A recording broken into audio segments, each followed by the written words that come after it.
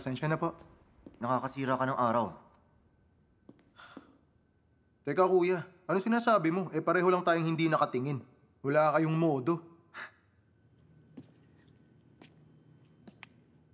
Kaya mo nga nasira yung araw ko eh.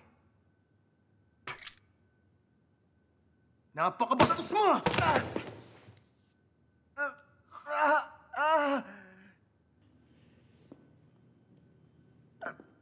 Ayos ka lang? Uy. Anong... Oh.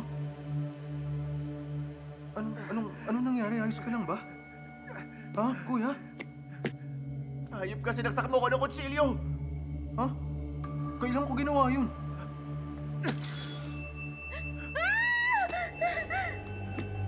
Hindi ako ang gumawa nito. Hindi ako. Naku, teka. Naku. Ano to? Hindi talaga ako ang gumawa nito. Hindi ko talaga ginawa. Hindi.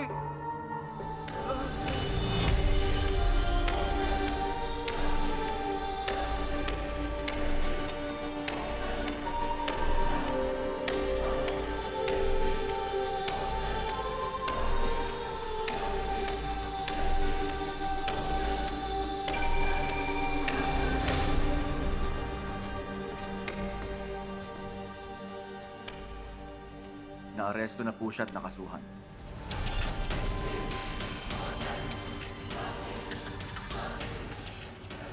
Kung ganun pala, kailangan ko na lang sumakay sa taxi na to.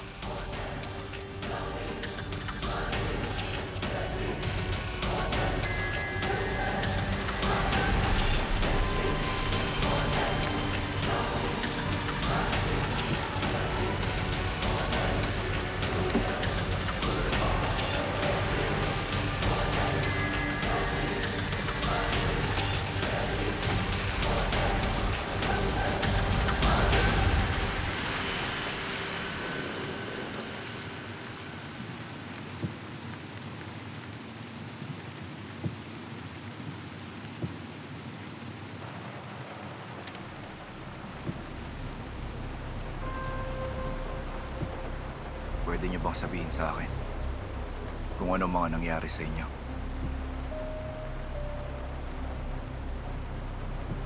Nakulong ng hindi dapat ang anak. Tulungan niyo siya.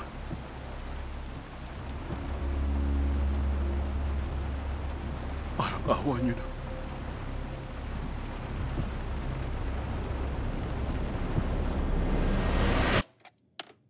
Mali na nga yung pagkakakulong sa kanya. Nanganganib pa doon ang buhay niya. Mahirap yan para sa tatay niya. Kung mangyari yun sa kulungan, kahit ang mga pulis hindi siya mapoprotektahan. Kaya siya nakiusap sa ating tulungan ng anak niya. May iba pang dahilan kung bakit siya nanganganib. Ibang dahilan? Siya ang team leader ng foreign currency transactions. A-attend siya bilang isang witness sa isang trial. Witness sa trial? Tingnan niyo to. May nireport siya sa piskal na questionable transactions. Grabe, sobrang dami niyan ah. Di ko maintindihan.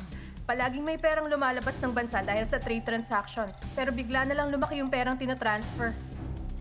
Isa pa, may mga pangalan sa listahan na pamilyar na sa atin.